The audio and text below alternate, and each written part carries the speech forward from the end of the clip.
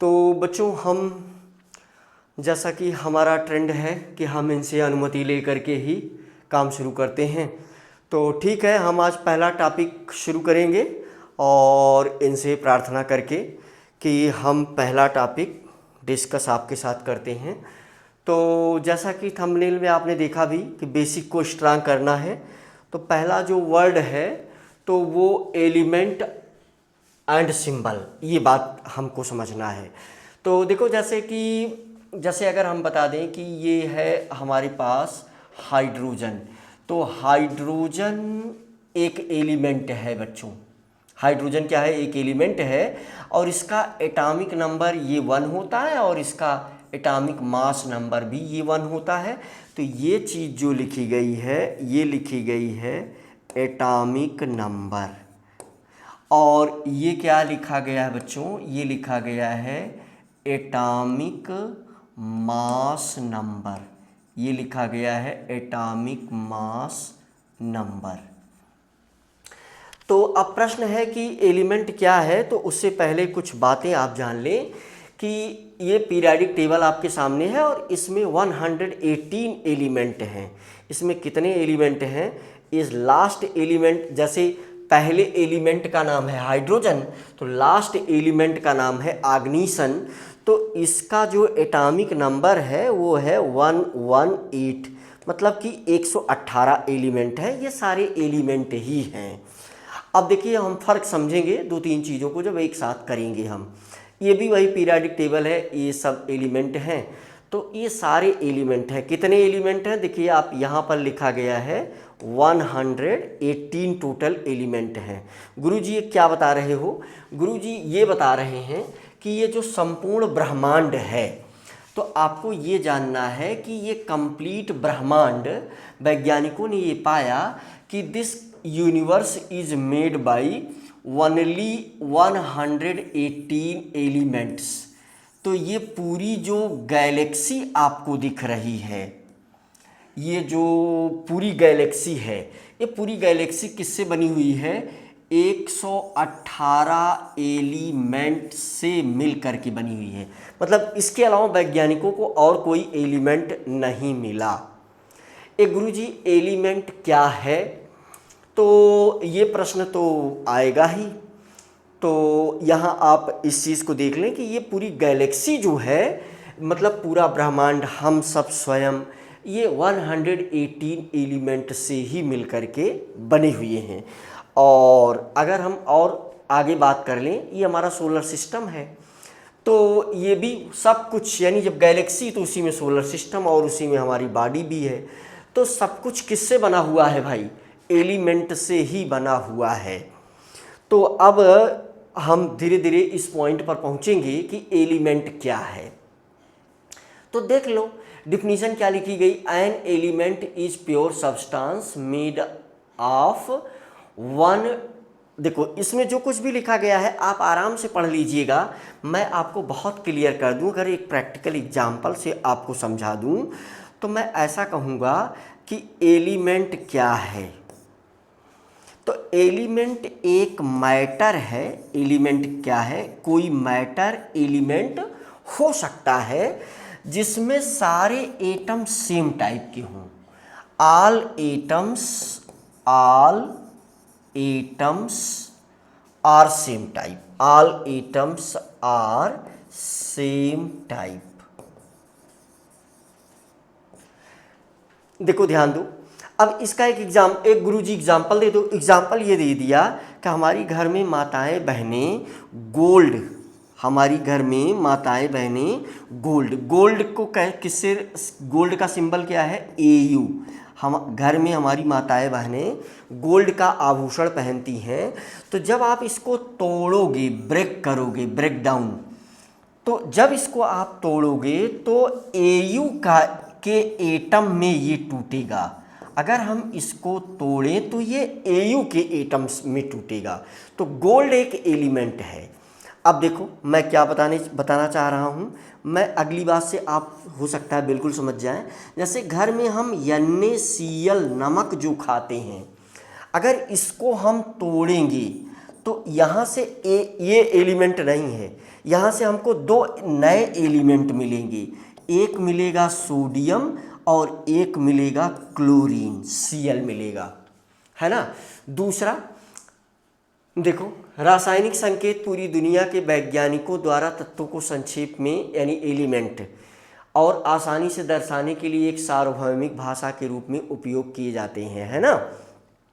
तो ये सिंबल है, जैसे गोल्ड का सिंबल क्या है, Au, हाइड्रोजन का सिंबल H, सोडियम का सिंबल Na, क्लोरीन का सिंबल Cl, है ना।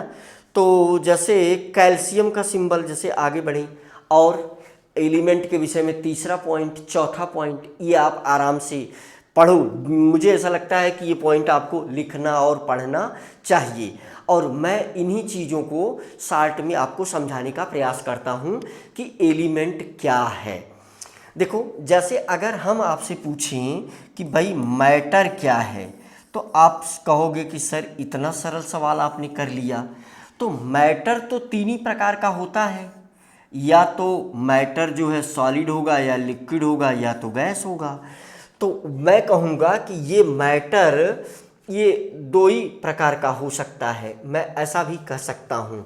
तो मैं ये कहूँगा कि जिसमें एक ऐसा मैटर जिसमें केवल एक ही प्रकार का एटम हो, वन टाइप ऑफ एटम, मैं एक कैटेगरी बांटूंगा इस मैटर में कि एक कैटेगरी है जिसमें one type of atoms, one type of atoms, इस मैटर में क्या है, वन टाइप ऑफ एटम्स है।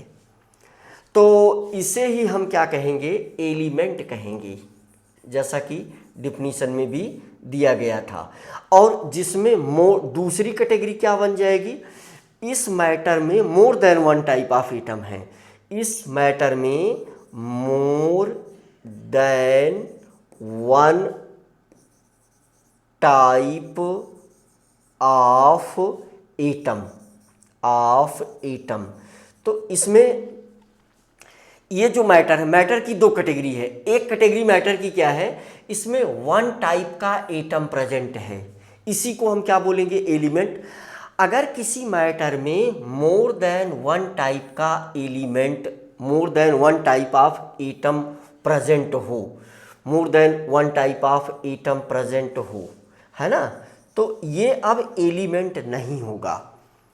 ये क्या हो सकता है, ये क्या क्या हो सकता है, तो ये मिक्सचर हो सकता है ना, ये मिक्सचर हो सकता है, ये क्या हो सकता है, ये कंपाउंड हो सकता है ना, ये मिक्सचर हो सकता है, ये कंपाउंड हो सकता है।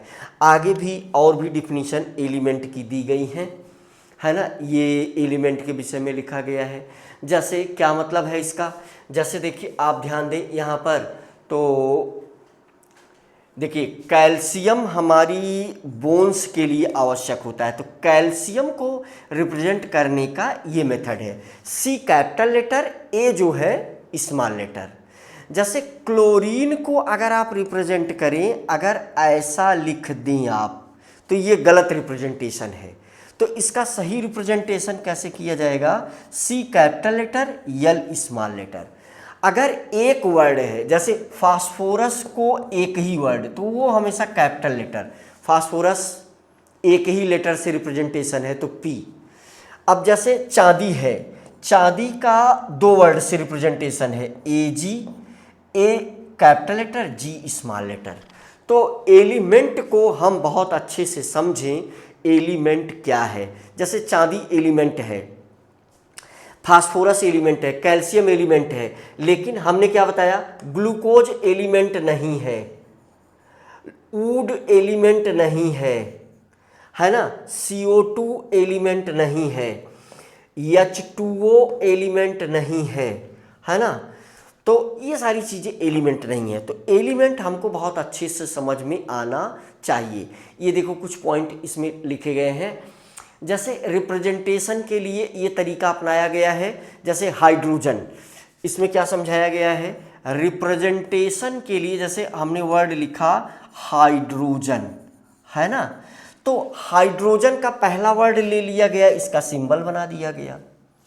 जैसे हीलियम है ना, तो हीलियम का पहला वर्ड लिया गया, इसका सिंबल बना दिया गया, लेकिन दो यूज किए गए एच। जैसे लिथियम, उस टेबल में आप देख सकते हैं Li लिथियम।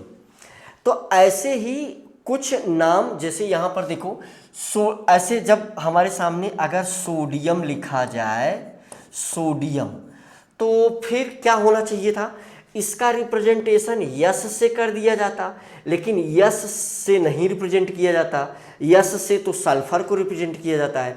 तो सोडियम का लैटिन नेम क्या है, नाइट्रियम, यहाँ देखो दिया गया है।